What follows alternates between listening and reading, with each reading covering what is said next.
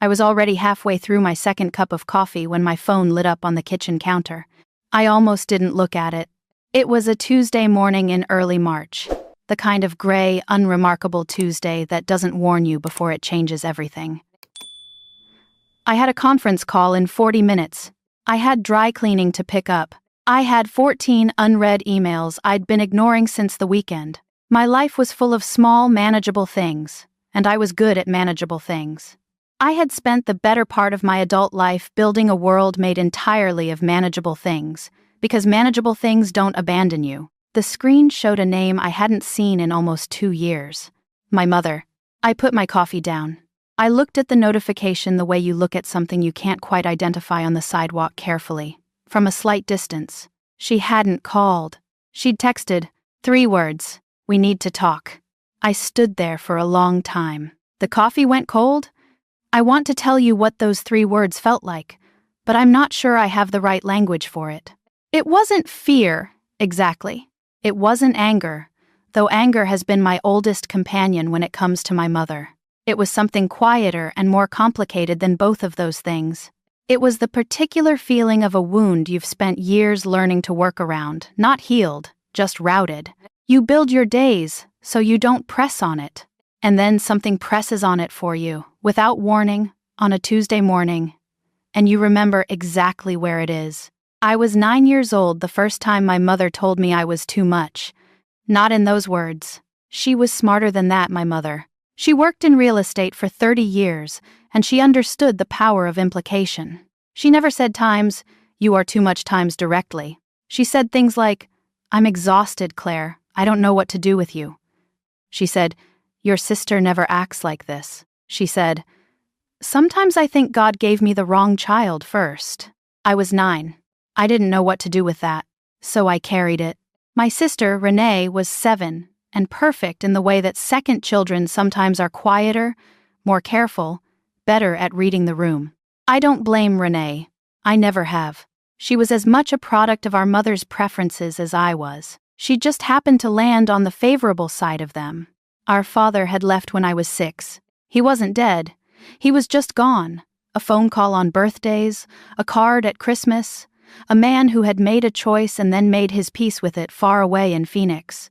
I stopped expecting him around the time I stopped believing in Santa Claus. And for much the same reason. The evidence stopped supporting the belief. So it was the 3 of us. My mother, Renee, and me. And I want to be fair to my mother here, because fairness matters to me even when it's hard. She was not a monster in the storybook sense. She did not lock me in rooms or refuse to feed me or raise her hand to me. What she did was subtler and in some ways harder to name, which is part of why it took me so long to understand the shape of it. She was a woman who had wanted a particular kind of life and found herself, at 34, divorced with 2 daughters and a career she was still rebuilding, and she looked at her 2 children and saw one who fit the life she was trying to build and one who didn't. I was the one who didn't. I was loud where she wanted quiet, complicated where she wanted easy, visibly struggling in ways she found embarrassing. I asked too many questions. I pushed back when she expected compliance. I had my father's eyes and his stubborn streak, and she looked at me sometimes with an expression I only understood years later, in a therapist's office, when I finally gave it the name it deserved. Resentment. She resented me for being like him. She resented me for making her life harder than she had planned. She resented me, I think, for the simple fact of needing things she didn't know how to give. None of that is an excuse. But it is a context. And context matters when you're trying to understand how a woman convinces herself that sending her 12-year-old daughter away is an act of love. Because that is what she told herself. I'm certain of it. She told herself it was better for me that Aunt Marilyn had more time, more patience, a quieter life, a slower pace. She told herself that I would thrive there in ways I couldn't thrive with her. She built a story about it that let her sleep at night. And she told that story to her friends, and her church group, and her colleagues, and eventually, I think, she believed it. That is the most insidious kind of damage. Not the kind done with malice, eyes open. The kind done inside a story that makes it look like kindness. When I was 12, My mother sat me down at the kitchen table on a Sunday afternoon and told me that she had spoken to my Aunt Marilyn, her older sister, who lived alone in Asheville, North Carolina, in a house with a wraparound porch and a garden she tended with a devotion most people reserve for children, and that it had been decided that I would go stay with Aunt Marilyn for a while. For a while, times was the phrase she used. She said Aunt Marilyn had more time. She said the schools in Asheville were good. She said the change of environment would be healthy for me. She said it gently, in the measured tone she used with clients when a property had been on the market too long and she needed to explain why. I asked how long times a while times was. She said she wasn't sure yet. I asked if Renee was coming. She said no, Renee was staying. I didn't cry. I remember being surprised by that. I had expected to cry, and I didn't. I just nodded and went upstairs and sat on my bed and looked at my room, which had a purple comforter I'd picked out myself, and a poster of a horse on the wall, and a shelf of books I'd been reading since I was 7. I thought about which books to pack. I thought it was probably important to choose the right ones. That was the thing about being 12 and being me. I defaulted to logistics when the emotional reality was too large. I still do it. My therapist calls it a coping strategy. I call it survival. I packed 2 suitcases. My mother drove me to Asheville on a Friday. She helped me carry the suitcases inside. She hugged Aunt Marilyn. She told me to be good. She drove away. She didn't look back. I watched until the car turned at the end of Maryland Street and disappeared, and I memorized the exact moment it was gone. I stood on the porch of Aunt Marilyn's house with my 2 suitcases and the particular silence of a child who has just understood something enormous and doesn't yet have words for it. Aunt Marilyn stood beside me. She didn't rush me inside. She didn't say anything cheerful or distracting. She just stood there with me, looking at the empty street. And after a while, she put her hand on my shoulder and said, "You can cry if you need to. There's nobody here but us." I cried for a long time. She didn't try to stop me or fix it. She just stayed. That was the first thing Aunt Marilyn taught me. That staying is its own form of love. Not rescuing, not explaining, not making it better, just not leaving. After a childhood of being made to feel like too much, I had been placed in the hands of a woman who found nothing about me to be too much. Not even my grief, not even at its most inconvenient and ungainly. She fed me dinner after I stopped crying. She showed me my room, which had a quilt she'd made herself and a window that looked out over the backyard garden. She said, "This is yours for as long as you need it." I needed it for the rest of her life. I will need it, in one form or another, for the rest of mine. That was 21 years ago. I am 33 now. I live in Durham, North Carolina, 20 minutes from where I went to college and about 2 hours from Asheville. I work in healthcare administration. I have a small house, a large dog named after a Supreme Court Justice Ruthie, for Ruth Bader Ginsburg, because I was 26 and thought that was clever and a life I built entirely on my own, with my own 2 hands, from the materials I had available. I am not a tragic person. I want to be clear about that. There are people who would hear the outline of my story and assume a certain kind of brokenness, a cinematic sadness, a woman still haunted by her childhood at every turn. That's not quite right. I went to therapy. I did the work. I learned to locate the wound and tend to it instead of pretending it wasn't there. Aunt Marilyn raised me with more love than I had known was available. And when she died 2 years ago after a short illness, she left me not just grief but gratitude, a vast, complicated gratitude for every year she gave me. She was the kind of person who left the world better organized than she found it. She paid her bills on time and her taxes early, and she kept every important document in labeled folders in a fireproof filing cabinet in her study. She had opinions about archival storage and the proper way to back up important files, and she made me sit with her once a year, every year, to review what was in her files and what I would need to know times just in case. I used to tease her about it gently. I understood, after she was gone, that it was one of the many ways she had been taking care of me long before I knew I needed it. What she also left me, along with the house and the garden and the wraparound porch, was a small, fireproof lockbox with a 4-digit code she'd told me once, years earlier. In the context of times just in case something happens to me, there are things you should know. I had opened the lockbox the day after her funeral, alone in her kitchen, while the neighbor's casseroles cooled on the counter and Ruthie slept in the corner. I found her will, which I expected. I found insurance documents, which I expected. I found a folded letter in an envelope with my name on it in her handwriting, which I opened and read, and then put carefully back inside, because I wasn't ready to hold what it said. And I found a sealed envelope, thick with documents, labeled in her handwriting, for Claire. When you're ready, not before. I had not opened that envelope. This is the part people don't understand, and I know they don't understand it because of what strangers said later when I told this story. They want to know why. How do you keep an envelope for 2 years without opening it? And I have tried to explain it in different ways, but the truest answer is this.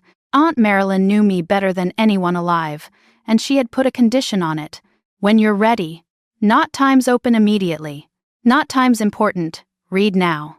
She had specifically, deliberately, told me to wait until I was ready. And I had lived 33 years in close proximity to truths I wasn't ready for. I had learned to respect my own timing. The envelope was in the lockbox. The lockbox was on the shelf in my home office. I walked past it every day. I was not ready. Then my mother texted, "We need to talk." I stood in my kitchen for a long time. Ruthie came and pressed her head against my leg, which is what she does when she senses something is wrong. I put my hand on top of her head. I thought about the envelope. I thought about the lockbox. I thought about my mother's voice, which I hadn't heard in almost 2 years, not since the last conversation, which had ended with her saying times I did the best I could times, and me saying times I know you believe that times, and neither of us having anything left to say after that. I didn't text back. I went to my conference call. I picked up my dry cleaning. I made dinner. I went to bed. At 2 in the morning I was still staring at the ceiling, and I knew the way you know things at 2 in the morning with a clarity that daylight softens, that I was going to have to open the envelope. I got up. I went to the office. I took the lockbox down from the shelf. I sat on the floor with Ruthie beside me and I entered the code, and I took out the thick, sealed envelope, and I held it for a moment in both hands. Then I opened it. There were 37 pages inside. Some were legal documents. I didn't immediately understand petitions, court filings, something from a family court in Buncombe County dated almost 20 years ago. Some were letters. Some were printed emails. On top of everything was a handwritten note from Aunt Marilyn, undated, written on the pale blue stationery she kept in the desk by the window. "Claire," it said, "I want you to have the truth. All of it. You have always deserved the truth, and I was not always brave enough to give it to you in person. Forgive me for that. Read everything, then decide what to do with it. Whatever you decide, I will have loved you every year of your life without exception or condition. M." I read everything. I sat on the floor of my home office until the gray light of dawn came through the window, and I read every single page, and by the time I finished, I was not the same person who had sat down. Let me tell you what was in those 37 pages. When I was 13, 1 year after my mother sent me to Asheville, Aunt Marilyn had gone to family court in Buncombe County and filed for legal guardianship of me. Not because my mother had asked her to, not with my mother's blessing.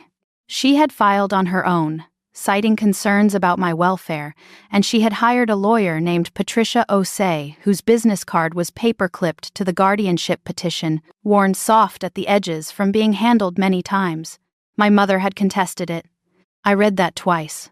I put the paper down and picked it up and read it again. My mother had been contacted by the court.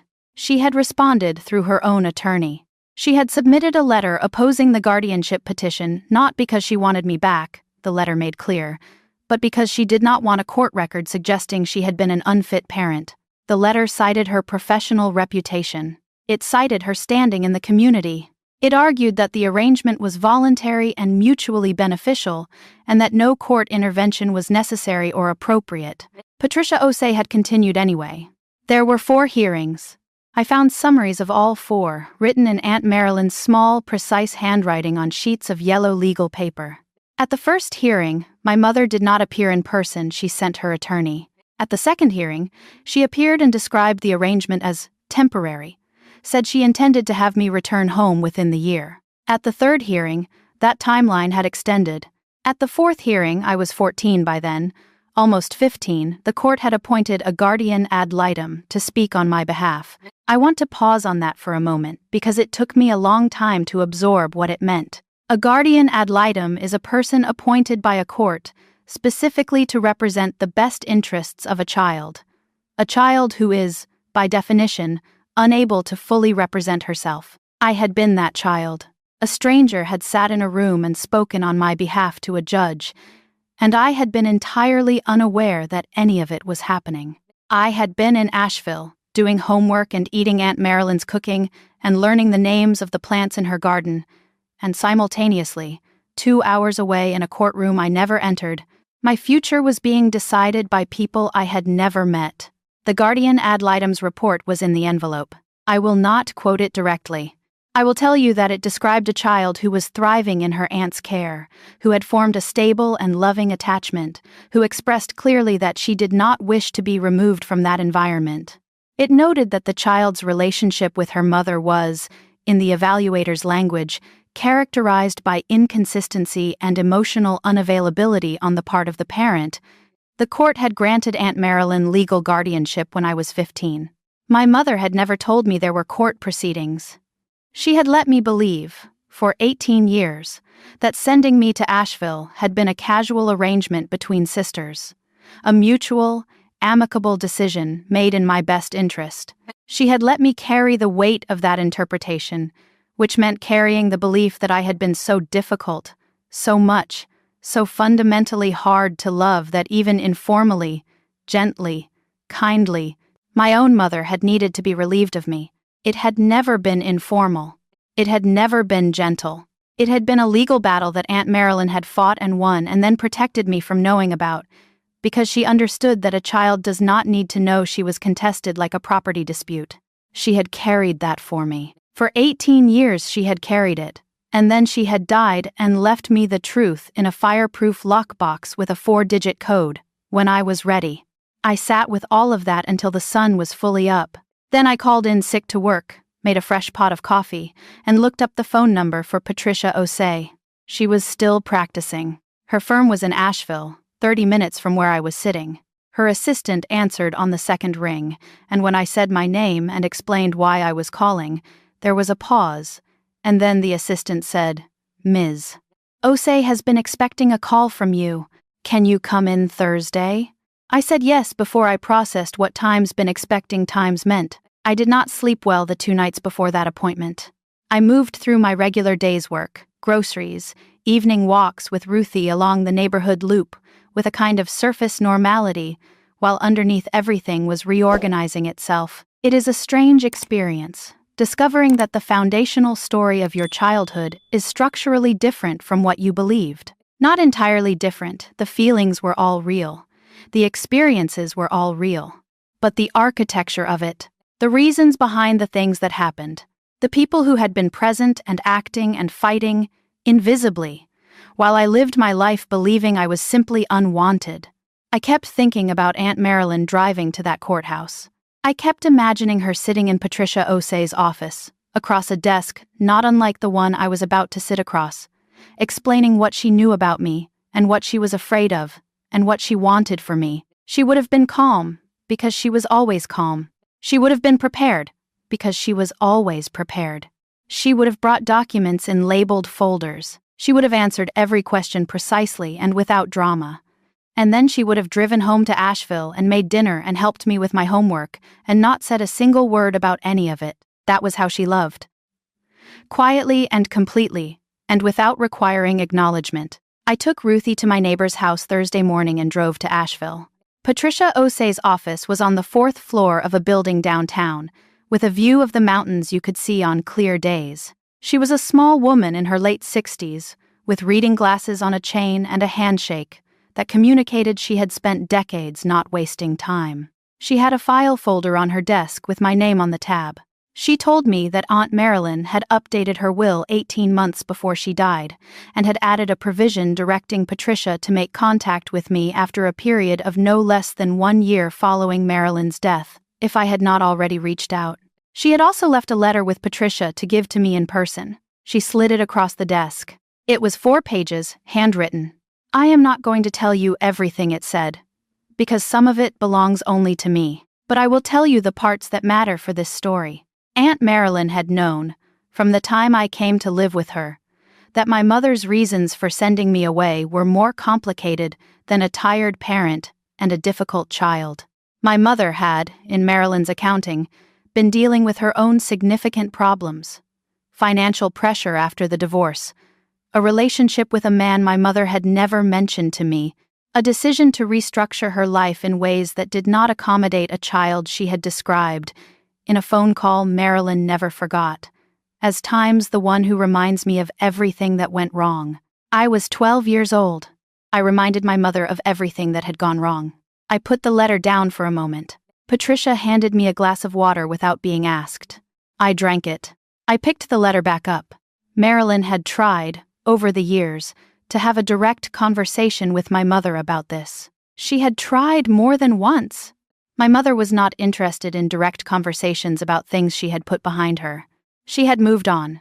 She had sold her house, moved to a condo in Charlotte, rebuilt her professional reputation. She called me on Christmas and my birthday, brief calls that felt like boxes being checked. She had never, in all those years, said, "I was wrong to send you away. I am sorry. You were not the problem." The guardianship proceedings were the closest she ever came to being held accountable, and she had fought them not to get me back, but to protect her image. Patricia then told me something Aunt Marilyn had not included in the letter in the lockbox, because she hadn't known it herself until shortly before she died. When Marilyn updated her will, she had also had Patricia investigate the current status of a particular asset, the house my mother had sold when I was 15. The family home where I grew up, where my father and mother had lived, where Renee and I were born. That house had been sold, my mother had told everyone, to help her get back on her feet after the divorce. She had used the proceeds to fund her new start. What Patricia had found, through the kind of thorough document research that takes years of practice, was that the house had not been sold outright in the way my mother described. The house had been jointly owned, a fact I had never known, and which my mother had apparently counted on me never knowing, because my maternal grandmother had put my name on the deed when I was born. Not my mother's name only. My name. Mine.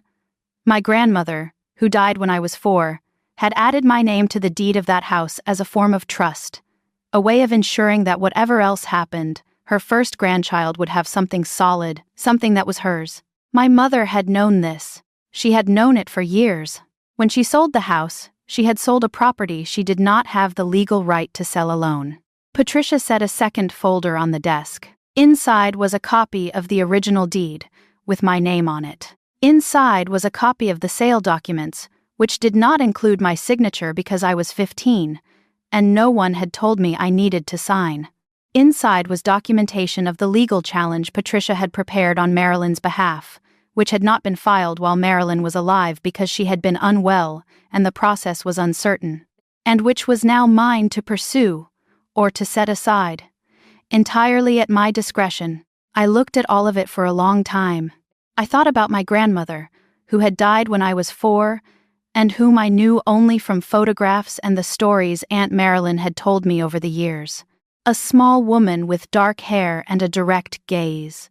A woman who had survived difficult things and emerged from them with a clear-eyed understanding of what permanence meant. She had looked at her newborn granddaughter and thought about the future in a way that nobody else around that child would think about it, and she had put my name on something that could not be taken back without my consent. She had protected me before I knew I needed protecting. Patricia said, "You have options. I want to walk you through all of them. But first I want you to know Marilyn wanted you to know that she fought for you because you were worth fighting for. Not because you were a burden to be managed, because you were worth it," she said, to make sure you heard that clearly.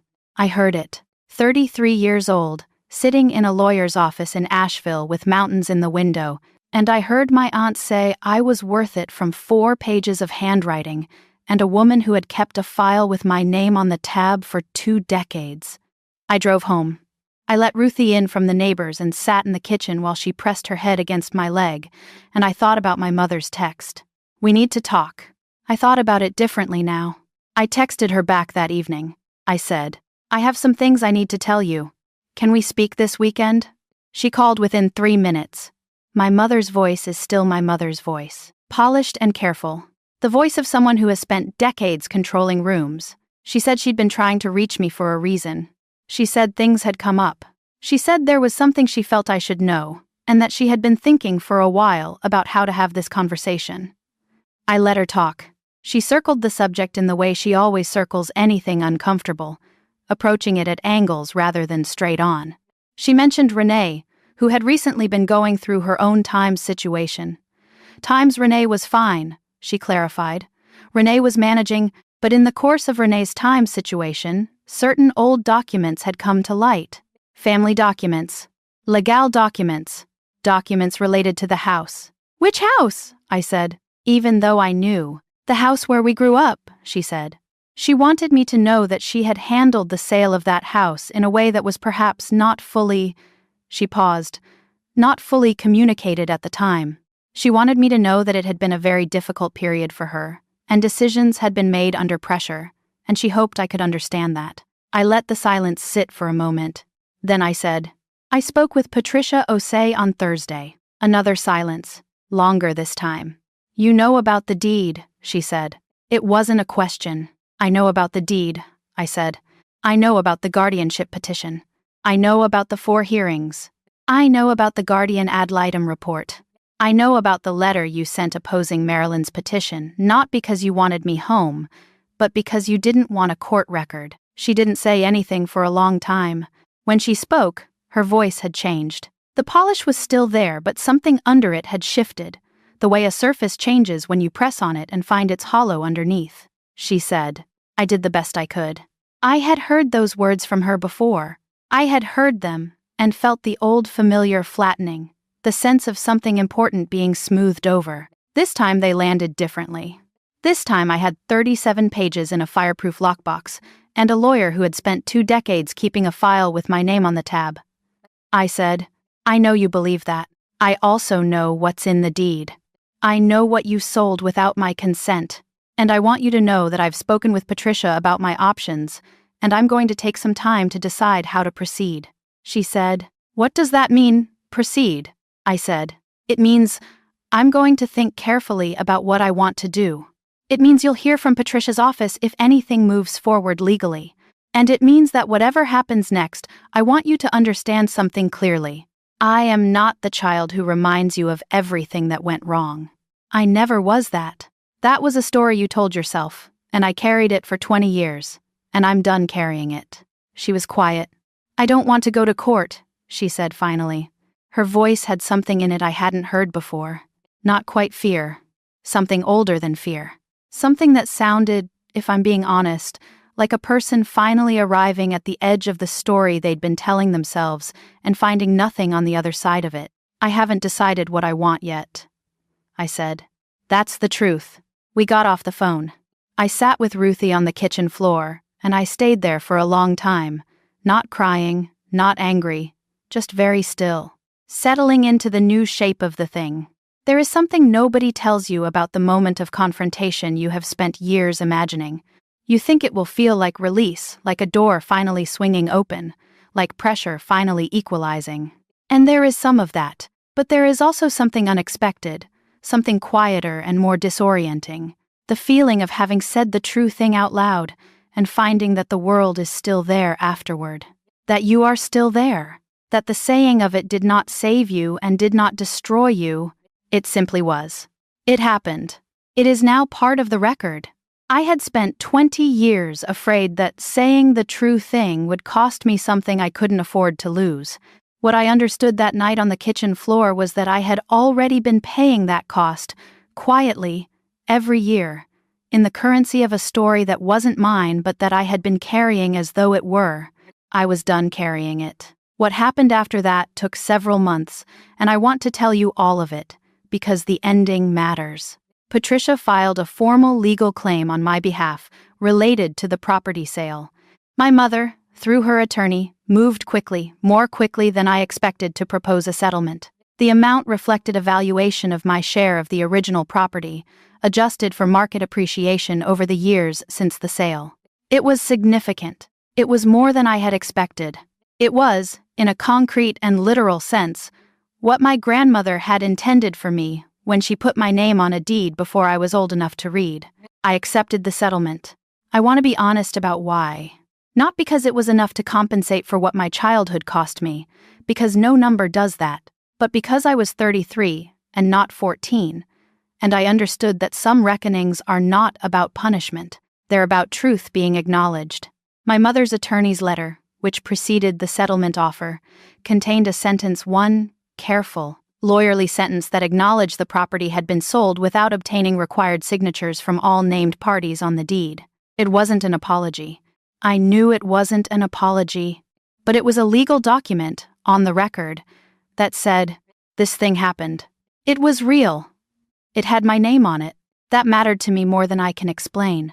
Because one of the particular cruelties of the kind of childhood I had was the way it made me doubt my own perception. When the person who is supposed to tell you who you are keeps telling you that you are too much, too hard, too complicated, you begin to wonder if the problem is your perception itself.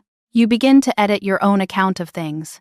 You learn to hold your experiences loosely, to qualify them, to wonder if maybe you're remembering wrong or feeling too much or making things bigger than they were.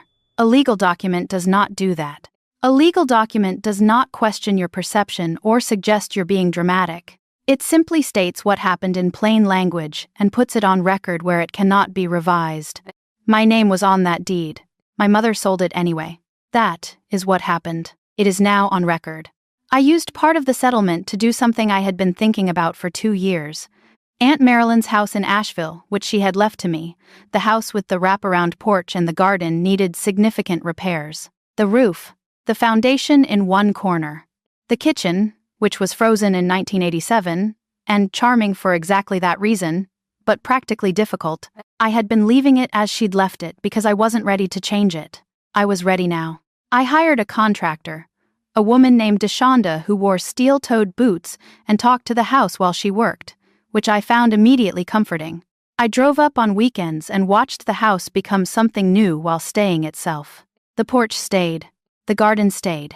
The bedroom that had been mine for years, the room where I had lain awake at 12, staring at the ceiling of a new life, learning the night sounds of a house that was not mine and would become the most mine thing I had ever had.